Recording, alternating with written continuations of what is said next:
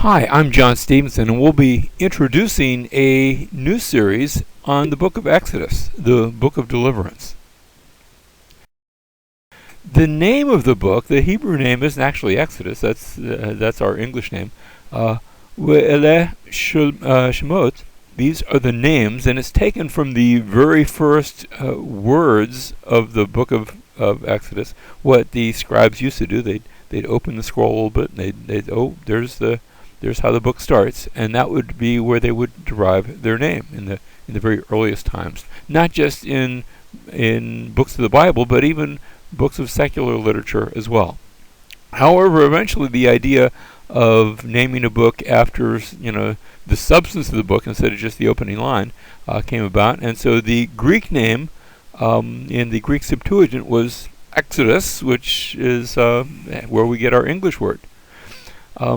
In Luke chapter 9, verses 30 and 31, this is where Jesus is up on the Mount of Transfiguration, and behold, two men were talking with him, and they were Moses and Elijah, who, appearing in glory, were speaking of his, our English translation says, departure. The Greek text of Luke chapter 9, 31, says of his, they were speaking of his exodus, and it uses the same word here. His departure, his exodus, which he was about to accomplish at Jerusalem. And I think that's special there because they were looking at the event of the cross that was in their future still as this was taking place, and they were seeing that as a form of exodus. And I think maybe there is a correlation between the two.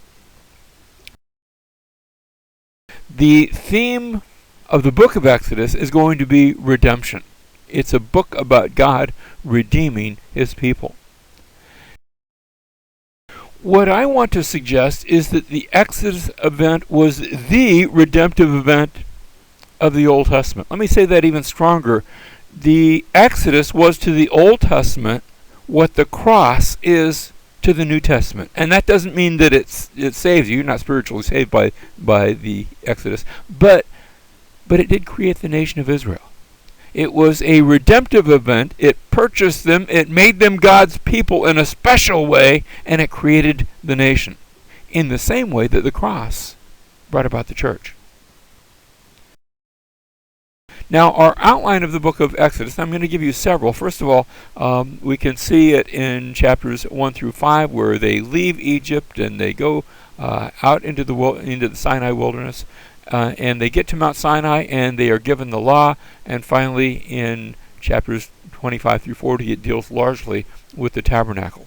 So we have the Israelites in Egypt in the first part of the book, and then once they leave Egypt, then they're going to be at Mount Sinai. But here's an easy way to remember it. You have 10 plagues, and then you have 10 commandments, and then you have 10 items in the tabernacle. So that's just an easy way to remember it.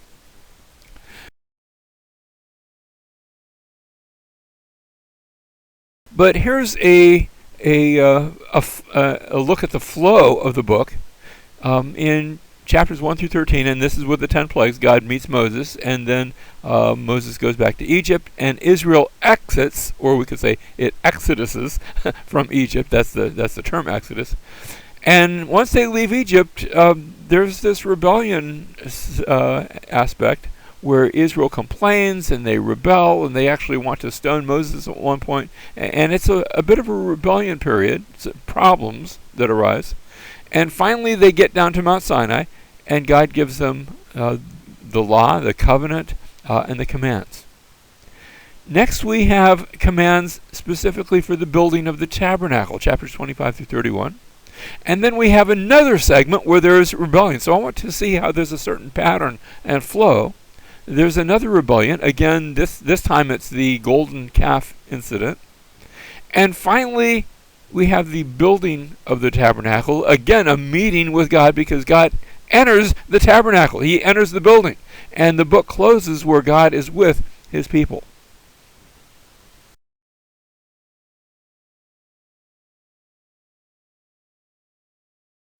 Now, the purposes of this book. First of all, to fulfill the covenant promise to Abraham.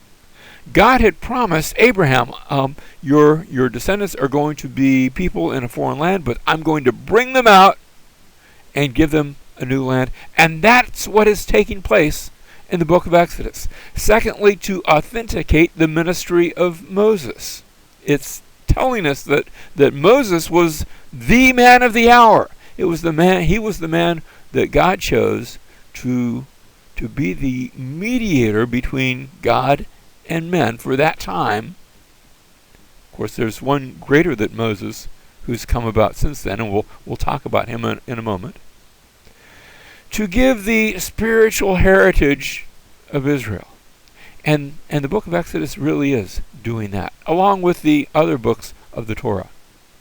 Finally, to instruct in worship and obedience. Now, we're going to have more in worship when we get to Leviticus, but this idea of obedience and even worship, the building of the tabernacle, and then at the end of the book, God comes into the tabernacle and he's with his people.